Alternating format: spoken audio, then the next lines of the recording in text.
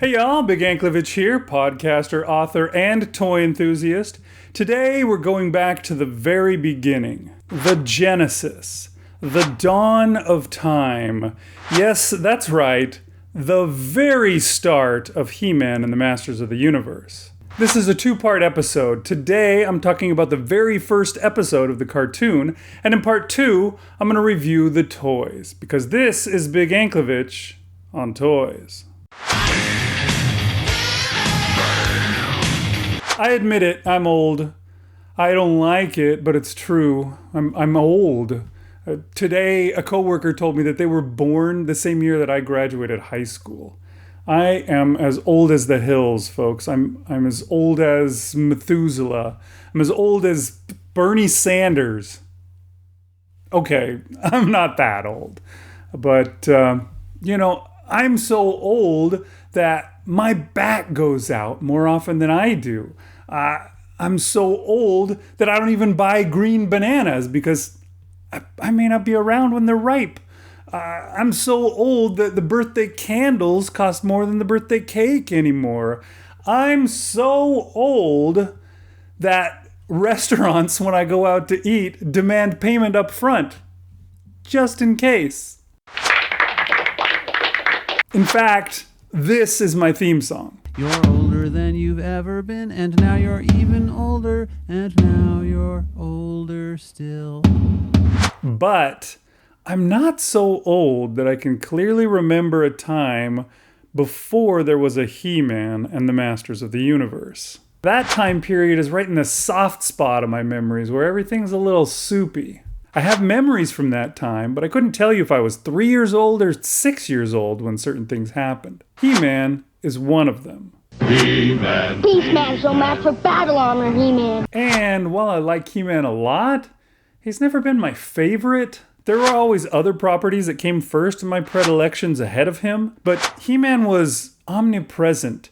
His TV show was on 5 days a week for years, for what seemed like my entire youth. I've seen some of the various adult collector-aimed He-Man lines coming out recently, but I've never partaken. Mostly because you can't have a He-Man collection without a He-Man and a Skeletor. If you're not paying attention and you miss it when He-Man comes out, then you're stuck with, what? A Grizzlor, a Too Bad, and a Buzz-Off? Or worse. Meet Fisto! Basically, if you miss He-Man, the whole line is unnecessary from then on. Looks like I'm not the only one that thinks that, because at the end of last year, Super 7, who are making the Masters of the Universe Classics Filmation line, re-released He-Man and Skeletor as their ultimate versions. They're just re-releases of the figures they'd released previously, but this time they come with a few extra accessories and heads to swap out. I ordered them, and while waiting for them to come, and waiting, I figured it would be cool to go and check out the old Masters of the Universe cartoons again, because it's been like 30 years since I last saw them. Because I'm so old that my prostate talks to me more than my kids do. The first episode to ever air is called The Diamond Ray of Disappearance. You can find it easily on YouTube. There's a channel called He-Man Official, and they publish a lot of the old episodes of the show. There are tons of them that you can watch. They've posted some She-Ra episodes as well, including The Secret of the Sword, the movie from 1985 in which She-Ra is introduced. I can't recommend more that you go and check out this channel. If you love He-Man, or maybe even just kind of like him, or even if you're clueless about him and you've heard of his name and you want to know more, go watch some of these old cartoons. I checked it out. I started from the very beginning with the Diamond Ray of Disappearance. And let me tell you, watching it, I felt like I discovered the Dead Sea Scrolls or something. I mean, like I said, I've always known He-Man, but I can't quite remember a world without him. Even though I know I did live in it. But pushing play on that YouTube video transported me back in time to the beginning. This was where He-Man was introduced to the world. Well, most of the world anyway. The toys had already been out for almost 2 years, but they went from just any old toys to a nationwide, then worldwide phenomenon. Because of this cartoon. And the Masters of the Universe! The show starts with its usual theme song / prologue. Prince Adam tells us about how he can transform into He-Man, the most powerful man in the universe, and that Cringer can become Battle Cat. Then he runs up and punches us all in the face. Or, well, he punches the screen, which in film language is the eyes of the viewer, so yeah, he punches us right between the eyes. When we finally come to after such a blow, he tells us that only the Sorceress, Man-at-Arms, and Orko know his secret. This seems pretty dubious. First of all, Clark Kent has a better disguise than Prince Adam. Is a pink vest really enough to throw people off? Maybe they look at him and say, oh, there's no way He-Man would wear pink. That guy's way too macho for that. But otherwise, they look exactly alike. Maybe He-Man uses more bronzer to show off the physique, but that's it. On top of that, if He-Man has been so careless with his secret as to allow a complete goofball like Orko to know it, then most likely everybody knows and they're just, keeping it to themselves because He-Man could totally kick their if they made him mad. Anyway, the episode starts from there. We pan across Snake Mountain, which looks nothing like the toy playset that would come out in 1984. The first thing that we hear to start off the show is Alan Oppenheimer's magnificent cackle. As Skeletor appears on screen and introduces us to his scheme.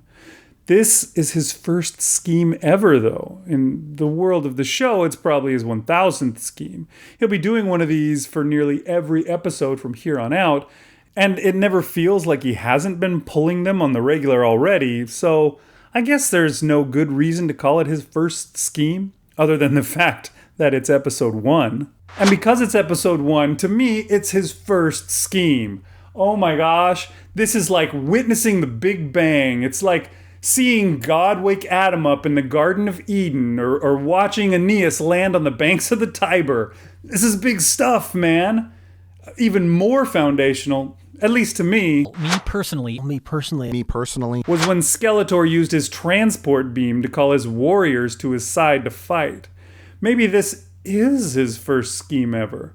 He calls Merman from his wrestling match with a giant fish, Evil-Lyn from her cape-flapping fun, Tri-klops from his search for a machine that is hiding behind a rock. Just to show how rad Tri-klops is, he rips the giant rock out of the ground and throws it rather than just walk around the thing. But Skeletor beams him away before he can grab the machine. Poor guy. He calls Trapjaw from his laser arm target practice on these rock formations that on Earth would probably have a national park dedicated to them, but on Eternia are all too common.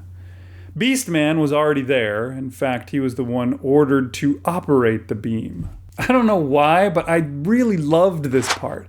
Calling all the bad guys one by one and introducing them while talking about their phenomenal cosmic powers. Merman, Warlord of Water, Master of Fish, Lakes and Streams, return to Snake Mountain. Evil-Lyn, Sorceress of Night. I, Skeletor, command you to return immediately! Was a really good intro to Skeletor's crew, and it really made it feel like this was the beginning of everything. It's too bad the good guys never got anything like that as well. Anyway, now that Skeletor had a quorum, he could explain his scheme. He's finally got the means to take over Eternia and Grayskull. Wait a minute. We've all heard that before, Skeletor. And He-Man has stopped us each time. Proof that it's definitely not his first scheme. This isn't Gaia emerging from the void and giving birth to the first Titans. But I don't care. It is to me. This is special. This means something. This is important. Skeletor has a friend in the diamond business. The Shane Company has located the diamond ray of disappearance for him. He shows his goons how the diamond ray works, and then they launch into their attack. Trapjaw creates a diversion that draws Teela and her guards, as well as Prince Adam, who has turned into He-Man, away from the palace. Skeletor shows up and sends the sorceress, the king and queen, and men-at-arms to the Phantom Zone or Negative Zone or the Red Zone or whatever it is with the Diamond Ray. Now, the only way for He-Man to save them is by crushing that diamond to release them. Look at those muscles, though. Do you really think he's not going to pull it off? Do you have any doubts? Well, then again, Skeletor and his crew are all ripped like Schwarzenegger as well, so maybe we should be worried? I was pumped to see Skeletor riding on Panther as he approached Castle Grayskull. I remember He-Man and Battle Cat being inseparable in all the episodes I saw as a kid. They had to be. The stock footage of He-Man's transformation included Battle Cat, so he always had to be there. But I don't think I remember Panther making an appearance at all. So it's another first for me. This is a red letter day. A coup d'etat, to coin a Norman phrase. The Legion of Doom all pitch in together and pull down the Gates of Grayskull, only to find that He-Man knew they were coming and was waiting for them all along. Beastman is always the first to attack when Skeletor tells them to, but he is dispatched by He-Man without the slightest effort. Same goes for Merman. Teela fends off Evil-Lyn, but then Stratos flies in and wraps her up in her cape. Nuggets! Panther, it turns out, is a total wuss. Maybe Skeletor forgot to transform him out of his cringer state? What is Panther's cringer? Piplor, maybe? Or vice versa, more like it. I don't know, but this cat is no battler. He turns tail and runs. Ram Man uses his annoying sound effects powers to take out a bunch of red shirt robots. Tri-klops is the one who seems to give He-Man the hardest time, despite the fact that his superpower or special ability or whatever we call the gimmicks is that he can see around rocks and find the machine hiding behind them. He is also ripped like Lou Ferrigno to He-Man's Schwarzenegger, so I guess all those muscles are worth something for once. But not for long, and then he gets the ultimate shame of being nullified by Orko. Orko. Skeletor's goons may be as far from a legitimate threat as possible, but Skeletor still has a friend in the diamond business. The Diamond Ray of Disappearance at least is a significant threat. It dispatched the king and queen and men-at-arms. What is He-Man gonna do? Never mind, it's worthless too. Skeletor drops it into one of the many chasms on Eternia, the universe's most inhospitable planet. I think a breathable atmosphere is the only thing this place has going for it. As a final parting gift, though, Skeletor conjures up a really menacing rock monster that, they're just gonna have to rename He-Man to One Punch Man or something. Just a guy who's a hero for fun. He-Man is so overpowered and invincible, he makes Superman look like a weakling. Look at this face he makes when the rock monster appears. Why? You know he can't be worried at all. Why make this face? To finish out the show, He-Man pries the chasm open so that he can grab the diamond. Then he crushes it in his hands. They do a decent job of dragging out this final feat of heroism for once, so it feels like it was at least hard-earned. If he doesn't crush it fast enough, the diamond is supposed to make him disappear. He flexes and flexes as he fades in and out, even disappearing entirely for a moment and appearing in front of the mirror inside Grayskull before apparating back outside again and finally crushing the diamond, returning everyone and saving the day once and for all. Considering how easy it was for He-Man to tear through all the other dangers in the show, I suspect He-Man wasn't even trying. I think he was just flexing to show off his guns. Doesn't he look like a bodybuilder in a competition? Schwarzenegger may have won Mr. Universe, but he's got nothing on the Master of the Universe. Then, for good measure, they finish out the show with one of the lamest ending jokes that I can remember. I would like to request a trick. Make my son appear on time. Adam, you've destroyed the wall. And the Zoom chariot. Well, but at least he destroyed them on time. To which the king laughs so uproariously that I couldn't help but hate him. I remember watching a Making of Monsters Incorporated featurette where they talked about the importance of having characters only laugh on screen at something that is legitimately funny. I bet that they learned that lesson from watching today's episode of He-Man. Okay, lastly, we get the all-important message of what we learned from today's episode. In today's story, Skeletor was looking for a shortcut, a quick way to riches and power. This was something that Filmation did to try to quiet the critics and parents groups that were outraged that the deregulation of children's television had turned TV shows into half-hour commercials. The lessons that we get fed throughout the series are of varying quality, but today's lesson in this very first episode is great stuff. It's something that I've been trying to instill in my own kids, with varying success. He-Man wants us not to be like Skeletor, looking for a shortcut to success. The people who succeed are the ones who work for what they want. So don't be fooled by those who say they have a sure thing. Like this diamond ray of disappearance. Instead, he says, hard work is the best way to success in life. So true. It's the American way. And the overpowered He-Man is now completely taking over for Superman. Next week, he's probably going to tell us all about truth and justice. Anyway, I guess you could get that lesson out of this story, but it's kind of a stretch. Though, I think all the lessons that we learned from He-Man and Friends are stretches. The actual moral of the story is that TV producers want to make sure that mothers in action against drunk TV or whatever it is that Tipper Gore's group was called doesn't come after them. Oh, wait. Tipper Gore was the music censorship one. You know what I mean though, right?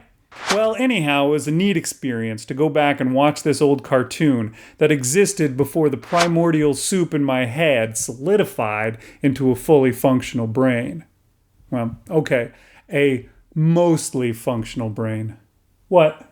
Seldom functional brain? Come on. The animation is kind of cheap and repetitive, as all kids' cartoons are, but I love the character designs and how realistic they are. They are all so beautiful. Especially Teela. I guess if you do the rotoscoping thing, which they did, it's a lot easier to make if it's realistic. The beefcake proportions of He-Man really work. After all, he can one-punch his way through every last one of Skeletor's minions. But I think it would have been wiser had they, at the very least, made Prince Adam look more like a regular Joe, like his father the King does, or a closer to regular Joe. I mean, the King is still pretty buffed, but then the Clark Kent comparisons wouldn't be so apt. Secondly, most of the other characters shouldn't be all roided up either. Skeletor never fights hand-to-hand with He-Man. Wouldn't it be cooler if he were more skeletal? Beastman probably ought to be even bigger. Some kind of monstrously sized guy. Tri-klops has no purpose in having a Mr. Olympia physique. What do neat eyes have to do with that? And Trapjaw's the same. Interchangeable arms don't require huge pecs and biceps. I mean, how could he even keep up all those muscles without being able to, do some curls and lifts with some barbells with that arm? Of course, we all know why they look the same like that. Mattel can just use the same body over and over for character after character if they look like that. The show is great, but repetitive. And if it weren't for nostalgia, wouldn't really merit the rewatch. Watching this first one made me think of how I would have done the show myself. I think I would have done several episodes where each of Skeletor's minions, one by one, are introduced to us as the sole bad guy of their episode. Each one would use their particular superpower to try to take over the palace or something. And you would get lines alluding that they were doing this for Skeletor because they didn't want to make him mad because they didn't know what he might do. That way, you're setting up Skeletor as the biggest and the baddest, a guy who should really be feared. And only 5 or 6 episodes in would we finally get his first appearance with this assembling of the Legion of Doom and launching the toughest test for He-Man and Friends yet. I suppose heavy use of reruns makes this kind of plan impossible for an 80s kids show. I mean, the shows would only air in order the first time around, if that, and then air again and again in any number of different orders. But it does feel like there is definitely the makings of a really good show hidden in all the kookiness. I'd never seen it before, but I'd heard that they did a much more serious remake of the cartoon in 2002. And this whole experiment made me want to track that down and give it a watch. I found a YouTube channel showing all 39 episodes of the show. I watched the first one and I was really impressed. They did a lot of things that I mentioned a second ago, as well as giving us an origin of both Skeletor and He-Man. I think I'm going to have to watch all the rest of the episodes of that show along with more episodes of the original. Maybe I can even get my 7-year-old to watch them with me and decide which one he prefers. Maybe I'll do a show about that when I do. But for now, the only sequel that I've got planned is part 2 of this series, where I review the Ultimate He-Man and Skeletor figures from Super 7. Join me next time for that. Thanks for watching. I hope you enjoyed the show. Please like and subscribe. I could use all the help I can get. Also, check out my podcast, the Dunesteef Audio Fiction Magazine, where we present audio versions of science fiction stories, talk about pop culture, and generally have a really good time. You'll be glad you did. Leave a comment if you're so inclined. I'd love to hear what you got to say. Do you remember much from before there was a He-Man? Do you remember when this first show aired on TV, or is He-Man viewing more like an archaeology dig for you too? I'd love to hear what you have to say and talk with you about it. Thanks for watching Big Anklevich on Toys. Goodbye. Don't say goodbye. Say good journey. Oh, good journey? We've all heard that before, and He-Man has stopped us each time.